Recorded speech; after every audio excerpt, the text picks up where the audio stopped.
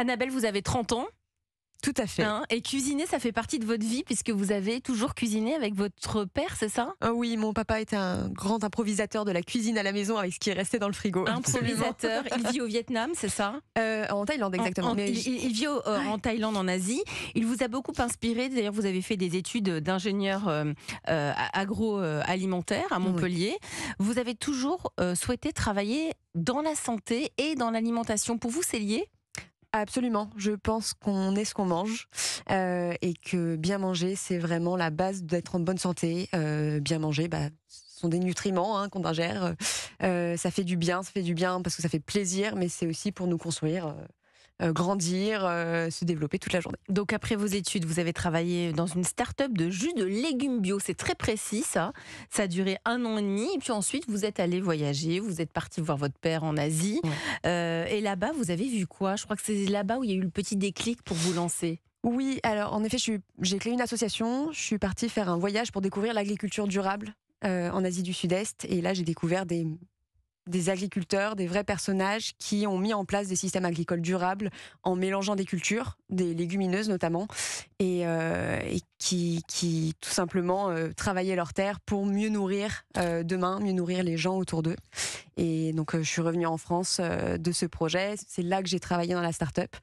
Et ensuite, j'ai voulu créer un projet autour de l'alimentation durable qui avait du goût et qui avait un impact environnemental positif. Mais passer de salarié dans une start-up à l'entrepreneuriat, oui. Quel a été le déclic? Il y a eu ça, cette prise de conscience, mais souvent on a des belles idées, des grandes envies, mais c'est pas toujours évident de passer le cap. Mon expérience dans la première start-up, j'en avais déjà fait un stage également, j'ai trouvé ça extraordinaire parce que c'est un petit peu Bob la débrouille, on va dire. Ouais, on est peu nombreux. Pardon ? On est peu nombreux. On est peu nombreux, mais c'est extrêmement épanouissant, c'est très challengeant et en fait monter un projet, c'est aussi monter quelque chose dans lequel on croit. Et moi, je croyais. Vous y croyez. Et j'y crois. Donc, c'est comme ça que vous êtes lancé dans Sincera. Ça veut dire quoi, sincère ou... Absolument. Sincera, ça vient de sincère pour sincérité, transparence, des produits auxquels on comprend tout avec des listes d'ingrédients qui sont hyper claires. Donc, des compositions courtes. Très courtes. Exactement. Allez, vous allez nous dire ce que c'est. Ça dure 1 minute. Sincera, c'est quoi? On vous écoute. C'est à vous. Sincera, ce sont des produits d'épicerie, des sauces chaudes pour le riz, les pâtes, des tartinables, des soupes, qui incarnent une cuisine gourmande, végétale et durable. Notre constat, c'est que le consommateur aujourd'hui, le consommateur français en tout cas, c'est celui qui passe le plus de temps à table pour se faire plaisir, mais c'est aussi celui qui est le plus dubitatif par rapport à ce qui se retrouve dans son assiette. Et il cherche à réconcilier finalement un petit peu ce qu'il mange avec ses valeurs. Nous, notre rôle, c'est justement ça, le réconcilier avec son alimentation en végétalisant les assiettes. Végétaliser avec des légumineuses qui sont des graines qui ont tout bon. Ce sont des graines qui sont bonnes pour la santé. Elles sont riches en protéines, elles sont riches en fibres. Elles sont rassasiantes mais peu caloriques. Et elles sont bonnes pour l'environnement puisque c'est une culture qui émet très peu de gaz à effet de serre par rapport à d'autres cultures comme les céréales ou l'élevage. Et chez Sincera, le problème qu'on a identifié, c'est que les légumineuses, c'est pas très sexy dans l'assiette. Et donc, on est là, nous, pour créer des recettes, justement, à base de légumineuses qui sont sexy, qui sont délicieuses, sous forme, du coup, de sauce pour les pâtes, de tartinables, de soupes, qui, en plus d'être très bonnes, vont être Nutri-Score A, Planète Score A, fabriquées en France, made in France, avec un maximum d'ingrédients de nos filières françaises. La minute est terminée, mais ça coche toutes les cases. Il y a tout dans votre pitch. Bravo et merci Annabelle Point. Vous êtes la fondatrice de Sincera. Personne n'a goûté là pendant le pitch. C'est ça, j'allais dire. Moi, c'est bien, mais je ne crois que ce que je mange. Allez, Benjamin. Alors, vous avez apporté quoi? Décrivez-nous, Annabelle. Alors, je vous ai apporté là les premières planches. Ce sont donc nos tartinables apéritifs, parce que là, on est à l'heure de l'apéro. Et donc, nous avons un houmous de lentilles, corail, citron et curry qui fait voyager. J'ai encore plus toussé. Un houmous de haricots rouges au poivron. Et ce que vous goûtez ici, c'est un pesto de pois cassé à la menthe. Donc je tiens à insister sur. C'est très varié, c'est très recherché comme recette. C'est pas le houmous classique. Absolument. Nous, l'idée, c'est de mettre du goût et de montrer que le végétal a du goût. Ça, par exemple, c'est le premier pesto français qui est plein de saveurs, qui est Nutri-Score A, et fabriqués en France. Et puis on garde aussi les repères. Le pesto, il est vert, le curry, il est jaune aussi. Ça Absolument. aussi, ça compte. L'idée, c'est de conforter les consommateurs dans leurs habitudes, qu'on s'y retrouve, qu'on aille sur des produits du quotidien qui sont prêts à l'emploi, qui sont faciles à utiliser. Donc les soupes, on parlait tout à l'heure des sauces, pardon. Les sauces, c'est vraiment le produit clé en main du placard, facile à utiliser et qui fait plaisir et qui est pratique. Ça vous a plu autour de la table? Bon, je laisse terminer Marie Saglio. Marie-Georges, ça vous a plu? Oui, beaucoup. Et ce que je trouve vraiment très intéressant dans Sincera, c'est deux choses. La première chose, c'est que c'est vraiment un accompagnement d'une évolution d'habitude de consommation des Français. Je ne sais pas si vous le saviez, mais aujourd'hui, il y a 49% des ménages français qui comptent au moins un flexitarien. Ouais, on était à 25% il y a 6 ans. Quelqu'un mange pas trop de viande. Qui de temps en temps est végétarien et de temps en temps en mange un peu. Mais on voit bien, c'était 25% il y a 6 ans. Donc on voit bien que ça évolue énormément. Il y a une tendance de fond. Et donc ça veut dire qu'on doit mettre plus de légumes que de viande, mais que aussi à l'intérieur des légumes, on doit apporter ce que vous apportez, c'est-à-dire les fameuses légumineuses, c'est-à-dire les graines. Et vous l'avez dit, les graines, cultiver des graines est moins impactant sur l'environnement, émet moins de CO2, consomme moins d'eau que certains légumes. Et on le voit aussi avec ce qu'on disait tout à l'heure sur les huiles. On trouve des alternatives aux huiles de tournesol, aux huiles d'olive, avec des huiles de lin, avec des huiles de noix. Donc on le retrouve aussi sur l'ensemble des produits de consommation. Et l'autre point que je trouve vraiment très intéressant, Annabelle, c'est le fait que vous ayez une gamme qui soit diversifiée. C'est-à-dire qu'on s'adresse à plusieurs moments et à plusieurs types de clients. Donc il y a la soupe quand on n'a pas le temps, on est le papa ou la maman qui fait à manger le soir aux enfants et qui n'a pas le temps et qui fait sa soupe. On est sur l'apéro qui est un moment de convivialité où on va pouvoir s'adresser à un public plus jeune, étudiant, etc. Donc il y en a un peu pour toutes les cibles de consommation et il y en a pour différents moments et différentes habitudes. Et ça, je trouve que c'est vraiment intéressant. Ça vous plaît, hein? Je vois un grand sourire chez Annabelle en vous écoutant. Vous fabriquez tout où? Alors c'est fabriqué, les soupes sont fabriquées à côté de chez nous à Villeneuve d'Ascq et les tartinables et les sauces sont fabriquées dans le Vaucluse à côté d'Avignon. Bon, on reste dans le sud, Marie Saglio, ça inspire le sud, les tartinades, l'huile d'olive, les soupes potimarron, pois chiches. Qu'est-ce que ça vous inspire, vous? Alors déjà, je trouve ça délicieux. Merci. Et c'est la première chose, effectivement. Et puis en plus, je pense que vraiment, Sincera coche plein de cases très intéressantes. D'abord parce que ça végétalise effectivement notre assiette et Marie en a parlé, donc je ne vais pas répéter la même chose. Mais et c'est pour ça aussi que Le Sieur s'est lancé exactement, dans Le Sieur ma popote, c'est ça? Le Sieur ma popote, qui est un cœur de repas. Ça remplace en fait vos protéines animales. Donc les légumineuses, c'est la première chose qui est franchement un très bon choix. Bourré de protéines et de fibres, donc ça végétalise parfaitement l'assiette.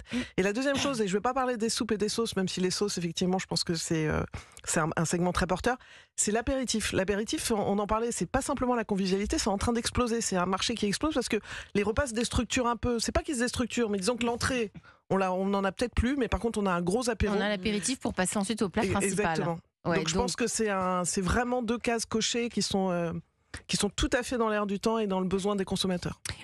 Combien ça coûte et vous êtes distribué où aujourd'hui? Alors, je vais commencer par la distribution. On est distribué chez Auchan, Hypermarché, quand même. Intermarché. C'est vraiment cette année qu'on s'est développé. Intermarché, Franprix et Chronodrive. Donc c'est vraiment la grande distribution. Vous avez eu vos négociations commerciales vous aussi ou... Ça vient de commencer. D'accord. On est en plein dedans.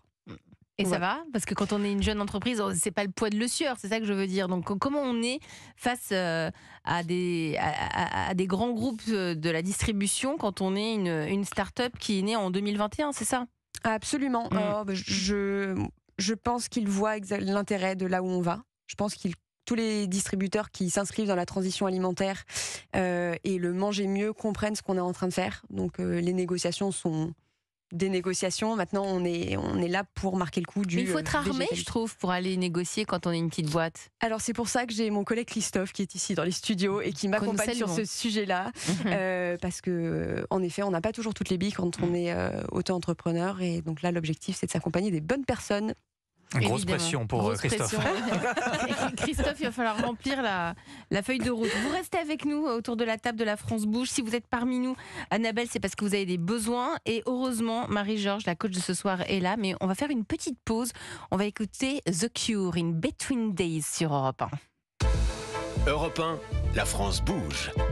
Elisabeth Assayag. Et la France mange aussi, hein, parce que là, je veux C'était vous dire très que bon. c'était bon, Benjamin. C'était excellent. Hein. Alors je sais pas, je pourrais pas vous dire lequel j'ai préféré, mais les trois. Mais vous disiez que ça correspond vraiment, c'est ce que disait Marie, à chaque instant, enfin Ah oui, chaque. le curry on le sent bien. Et après les autres, alors je sais pas ce que vous en pensez autour de la table, mais on retrouve quand même. Le goût des ingrédients, sans aucun doute. Ouais. Mais vous disiez que ça correspond à chaque. Je sais que oui, vous aimez le curry, ah oui, ça- mais il est Non, mais c'est bloqué vrai. sur ce qu'il a Non, mais mangé. c'est vrai, ça correspond vraiment à chaque moment de la vie. On a l'apéro pour les jeunes, on a les Mais sauces tu sais que pour les les vieux parents, prennent de l'apéro et- aussi, et hein. les- Hein, non, mais les soupes pour voilà quand on vieillit. Non, mais moi on adore les. Vous prenez pas de soupe, Ah non, Benjamin? non, moi Ah, c'est bon les non. soupes, franchement. Et en plus de ça, ce que vous disiez tout à l'heure, Marie Saglio, Annabelle, c'est ce que vous disiez, Annabelle Point, pendant qu'on écoutait la musique, c'est que la soupe, c'est pas une simple soupe de légumes, Oui. c'est une soupe avec des protéines. Absolument. Et ça, c'est vachement intéressant. Oui, parce que donc une soupe classique, qu'elle soit faite à la maison ou industrielle, ce sont des légumes Poireaux, cuits, pommes de broyés terre, avec de classique. l'eau. Donc on a les La pomme de fibres, terre. mais c'est tout. On a les fibres, on peut avoir des vitamines, mais par contre, en effet, les protéines, il n'y en a pas dedans. Là, en intégrant les légumineuses, on apporte de l'onctuosité, on apporte du goût, de la couleur, mais on Donc apporte vous avez aussi les rajouté quoi? protéines Alors, dedans. c'est quoi comme donnez-nous des exemples. Alors, on a 3 références de soupe nous, aujourd'hui. En saveur, on a l'anticorail coco-carotte, par exemple, avec du gingembre pour épicer un petit peu le tout. Globalement, il y a toujours des goûts un petit peu épicés. Ça, c'est mon petit twist à moi. Ça doit devenir un peu d'inspiration Asie. Voilà. Et papa en Thaïlande. Exactement. Ici, on a une soupe pois chiche potimarron qui va plus rappeler la soupe potimarron hyper réconfortante, goût châtaigne, qui apporte aussi le pois chiche. Et là, c'est les pois chiches qui vont apporter les protéines. Et la dernière, c'est plus la soupe de nos grands-mères, la soupe aux poireaux avec des haricots blancs dedans qui vont apporter un petit peu cette onctuosité et les protéines toujours. Tout ça, ça donne envie. Si vous êtes parmi nous ce soir, c'est parce que vous avez des besoins, des objectifs, Annabelle. Et pour cela, je me tourne vers la coach de ce soir, Marie-Georges, puisque la France bouge. C'est une main tendue vers les entrepreneurs qui se lancent. Europe 1, Le réseau La France bouge.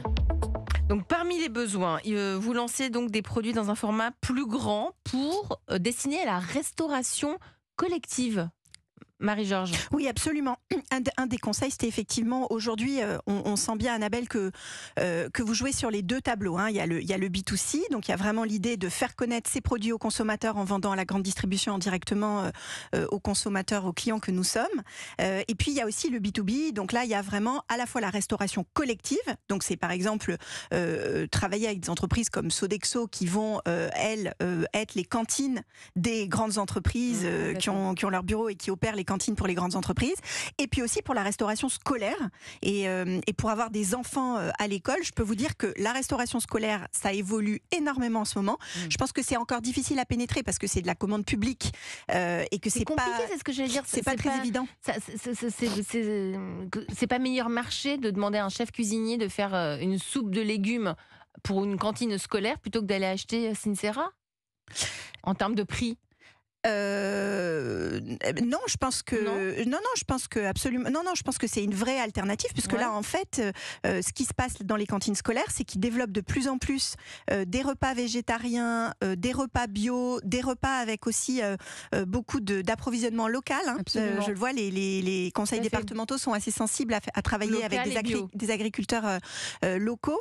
Et donc là, je pense qu'il y a un vrai marché pour proposer des choses. Alors effectivement, ça demande de travailler sur d'autres formats, hein, puisqu'on n'est pas du tout sur les mêmes volumes, notamment si on accompagne les riz, les pâtes et qu'on travaille plutôt sur les sauces, les soupes aussi, ça peut être intéressant. Donc là, je pense qu'il y a un intérêt à travailler sur vraiment ces deux tableaux, j'allais dire, ces deux dynamiques en parallèle. Il y avait autre chose que j'ai imaginé en regardant un peu Sincera. C'est peut-être, on en parlait tout à l'heure, c'est pas facile de négocier avec la grande distribution quand on est une jeune marque. C'est pas facile de s'imposer quand on n'est pas connu. Je pensais à des stratégies d'alliance. Vous savez, moi j'aime beaucoup les partenariats. Les fameux partenariats. Mais on le voit dans plein de startups quand il s'agit de produits. Allez, la collection capsule avec machin. Le partenariat avec un grand groupe. Et ça permet de se lancer. Exactement. Et vous disiez, Marie, tout à l'heure, le soir, vous avez lancé Ma Popote. Et vous êtes sur ce type de produit. Mais tous les acteurs acteurs installés aujourd'hui de l'agroalimentaire n'ont pas cette alternative végétale, légumineuse, etc. Et vous pouvez être, vous, Sincera, la proposition d'un acteur un peu plus important qui voudrait bien partenariser avec vous. Alors effectivement, dans la mode, il y a beaucoup de capsules, il y a beaucoup de collaborations.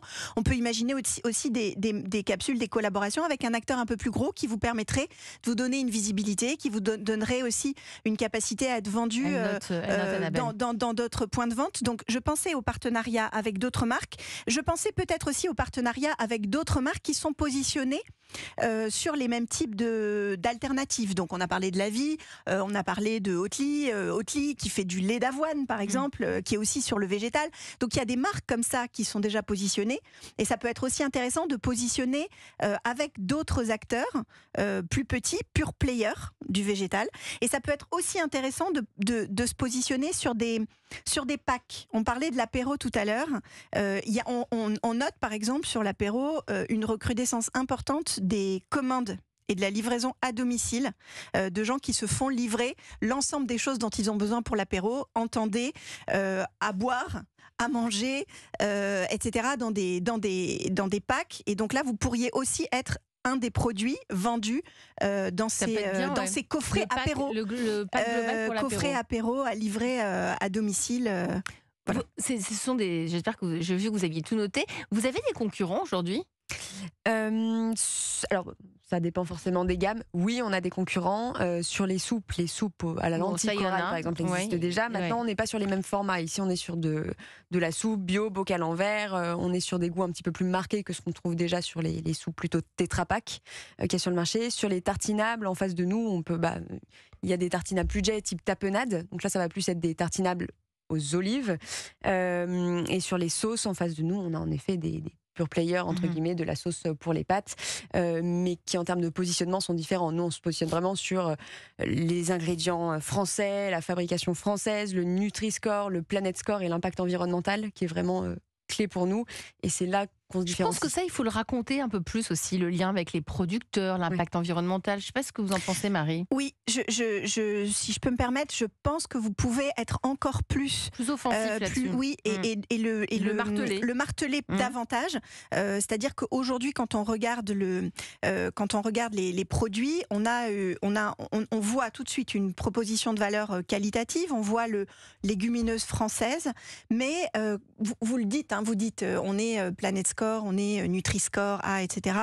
Mais vraiment cette proposition de valeur à la fois sur la qualité, à la fois sur le travail avec les agriculteurs, à la fois sur les bienfaits en matière de santé, en matière d'environnement. Vous l'avez dit, le végétal, c'est vraiment une alternative moins carbonée que l'agriculture conventionnelle. Donc, en fait, vraiment, ça, c'est des choses qu'il faut peut-être que vous expliquiez davantage, raconter davantage d'histoires autour de ça. C'est assez compliqué. On en a parlé tout à l'heure avec le zéro résidu de pesticides. C'est pas facile de raconter ces histoires-là aux consommateurs. C'est un vrai défi, c'est un vrai challenge. Mais je pense que vous avez un atout à le faire sur les réseaux. Je vois sur votre compte Instagram, vous êtes environ à 2600 followers. Oui. On peut faire mieux. On peut faire beaucoup mieux. Ouais. Et peut-être qu'on peut faire mieux à travers ces récits-là, ces histoires-là qu'évoque Marie-Georges. Oui, je suis assez d'accord sur la partie parler de nos agriculteurs, de nos filières, du Made in France et de l'impact environnemental des produits sur le facing. Et notre packaging, c'est quoi tout de suite très le facing, pardon, c'est ce qu'on voit en rayon. Ce qui est compliqué, c'est qu'on a des surfaces d'expression qui sont assez petites. Donc en effet, notre zone d'expression, elle est sur les réseaux sociaux, et on est tout à fait conscient que c'est un canal de communication qu'on doit développer. Marie Saglio, je reviens vers vous. Vous êtes la directrice générale de Le Sieur, mais aussi entre autres de la marque Puget. Est-ce qu'il n'y a pas un partenariat à faire aussi avec Sincera, ou non, on reste sur ma popote, Le Sieur ma popote? Non, mais je sais pas, je tends des perches, moi. Bon, en tout cas, il y a des discussions qu'on peut avoir et on peut chercher à les aider d'une façon ou d'une autre. Peut-être pas via Le Sieur, parce qu'on est quand même concurrent sur certains produits, mais certainement via le groupe Avril, auquel appartient Le Sieur, qui est quand même très très impliqué dans tout ce qui est amont agricole et en particulier légumineuses. On a des partenaires comme Ariane Co qui font aussi du cœur de repas légumineuses au rayon frais. On a certainement des choses à faire sur ces sujets-là. Donc on en parlait avec Annabelle tout à l'heure. On va se revoir. L'émission, mais nous on aime bien pendant l'émission. Mais on va se revoir, bien sûr. Évidemment, vous allez vous revoir et vous nous direz ce qu'il en est, évidemment.